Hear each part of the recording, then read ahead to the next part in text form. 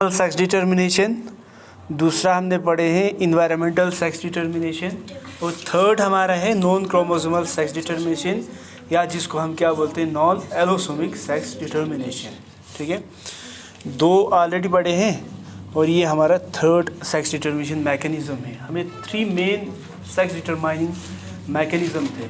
ठीक, अब हम देखेंगे ये वाला सेक्स डिटर्मिनेशन जिसमें नॉन क्रोमोसोमल सेक्स डिटर्मिनेशन है, या इसको हम नॉन एलोसोमिक बोलते हैं। इसमें क्या होगा, मेलनेस सेक्स डिटर्मिनेशन यानी मेलनेस या फीमेलनेस जो है वो क्रोमोसोमल बेस पर नहीं होगा, क्रोमोसोम्स के बेस पर नहीं होगा।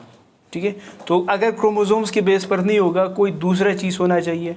ठीक है, वो हम देखेंगे, एक एग्जांपल के हिसाब से ले लेंगे। फॉर एग्जांपल ये आपको होते हैं बैक्टीरिया में ज़्यादा मिलेगा। ठीक है, ये आपको मिलेगा ज़्यादातर बैक्टीरिया में। ठीक है, और ख़ास तौर पर ये आपको मिलेगा फाउंड इन प्रिमिटिव ऑर्गेनिजम्स। यानी प्रिमिटिव ऑर्गेनिजम्स मीन्स अगर हम इनके इवोल्यूशनरी चार्ट देखेंगे ना, उसमें वो ऑर्गेनिजम्स जो सबसे पहले अगर ओरिजिन में होगा तो उसको हम प्रिमिटिव ऑर्गेनिजम्स कहेंगे। तो उनमें आपको ज़्यादातर नॉन क्रोमोसोमल या नॉन एलोसोमिक सेक्स डिटर्मिनेशन पाए जाते हैं। ठीक है,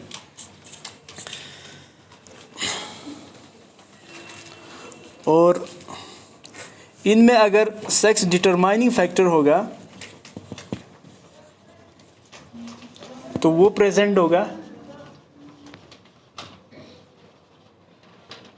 ऑटोसोम्स पर, वो प्रेजेंट होगा ऑटोसोम्स पर। ठीक है, इसको आप अच्छे से लिखना, ऑटोसोम्स। फॉर एग्जांपल बैक्टीरिया है, उसमें अगर प्रेजेंट होगा क्रोमोसोम्स के अलावा, अगर हमने देखा कि क्रोमोसोम्स के अलावा बैक्टीरिया में आपको प्लाज्मिड भी मिलेगा, प्लाज्मिड। ठीक है, ठीक है, प्लाज्मिड ये हमने पढ़े हैं। तो हाँ, कुछ बैक्टीरिया ऐसे हैं जिनमें क्रोमोसोम्स के अलावा आपको प्लाज्मिड भी पाए जाते हैं। अब इस प्लाज्मिड पर कोई ऐसा फैक्टर हो सकते हैं जिसकी वजह से ये प्लाज्मिड इस प्लाज्मिड पर ऐसा फैक्टर हो सकते हैं जिसकी वजह से इस प्लाज्मिड की वजह से क्या हो सकती है, इस फैक्टर की वजह से या प्लाज्मिड की वजह से ये जो ऑर्गेनिज्म है बैक्टीरिया है, या तो मेलनेस डिटरमाइन करेगा या तो फीमेलनेस में डिटरमाइन करेगा। ठीक है, तो इस पर जो भी चीज़ प्रेजेंट होता है ना उसको हम बोलते हैं फर्टिलिटी फैक्टर। मतलब कोई फर्टिलिटी फैक्टर प्रेजेंट। ठीक है,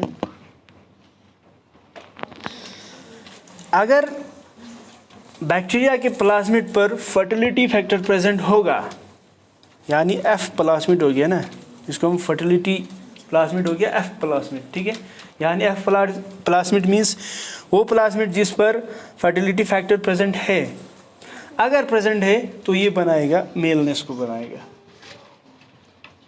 ये देखा गया है।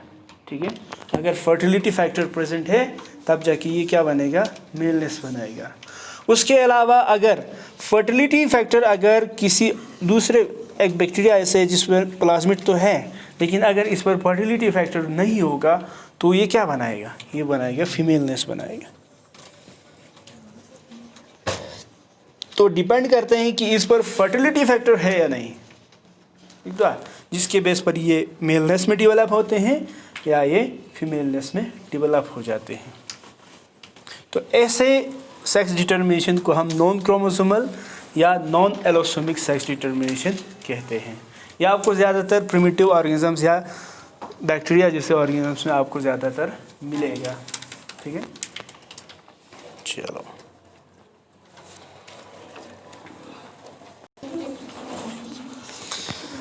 अब देखो, फ्री मार्टिन जो है ना वो क्या होते हैं, आमतौर पर नॉर्मली जब कोई भी कैटल्स क्या करते हैं, बर्थ करते हैं।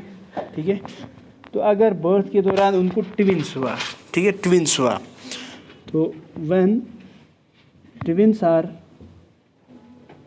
Twins are produced with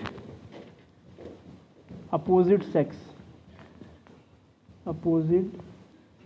means दो ट्विन्स पैदा हुआ जिसमें ट्विन्स में एक मेल थे एक फीमेल, ठीक है, एक मेल है एक फीमेल, और ये देखा गया ज़्यादातर मेल जो है ना वो नॉर्मल होते हैं, ठीक है, मेल जो है ज़्यादा नॉर्मल होते हैं, और फीमेल जो है ज़्यादातर क्या होते हैं, ऐसे फीमेल्स होते हैं जिसमें कुछ मेलनेस के कैरेक्टर भी होते हैं, ठीक है, मेल कैरेक्टर भी होते हैं फीमेल टाइप में, ठीक है, मेल कैरेक्टर भी फीमेल में मेलनेस कैरेक्टर भी कुछ होगा, ठीक है, और यानी ये क्या है, सिट्रॉयल फीमेल है, ठीक है।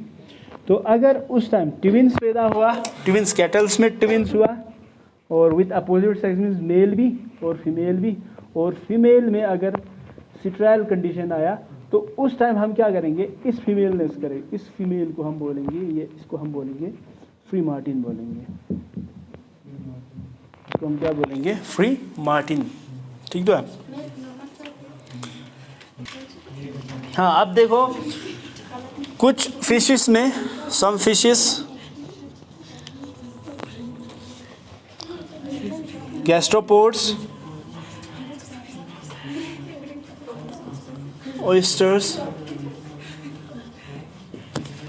इनमें क्या होते हैं, सीक्वेंशियल हर्माफ्रोडिटिज्म होते हैं, सीक्वेंशियल हर्माफ्रोडिटिज्म, ठीक है।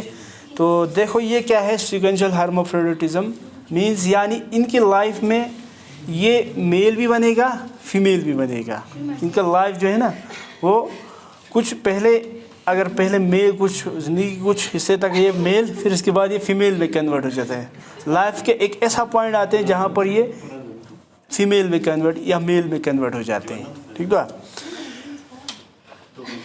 ये वो ऑर्गेनिज्म है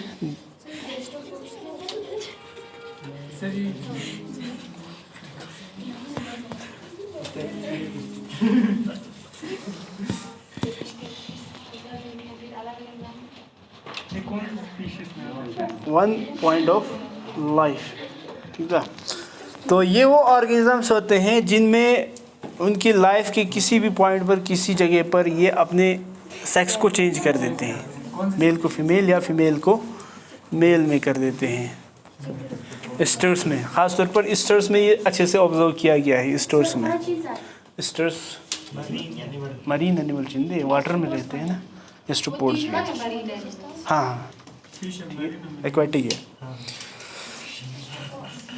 ठीक है। यानी क्या होगा, मतलब फॉर एग्जांपल स्टर्स में क्या होते हैं ना,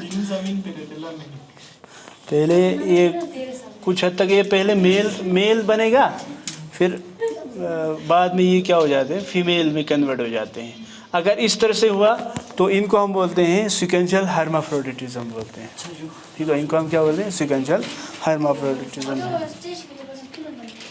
हाँ, वीडियो ऑन कर, हाँ। गायनेंड्रोमॉर्फ्स में बॉडी का जो 1/2 है ना,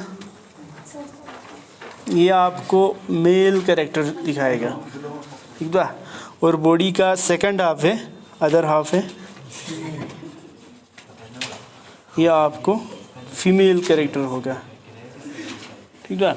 ऐसे ऑर्गेनिजम्स जिसमें बॉडी का 1/2 मेल कैरेक्टर डिटरमाइन करते हैं और बाकी जो बचा हुआ हाफ है वो अगर फीमेल कैरेक्टर होगा तो उसको हम क्या कहेंगे कि उस ऑर्गेनिजम्स में गायनेंड्रोमॉर्फ्स है, यानी ऑर्गेनिजम्स में गायनेंड्रोमॉर्फिक कैरेक्टर है, ये हम कह सकते हैं, ठीक है। यहाँ तक समझ आया।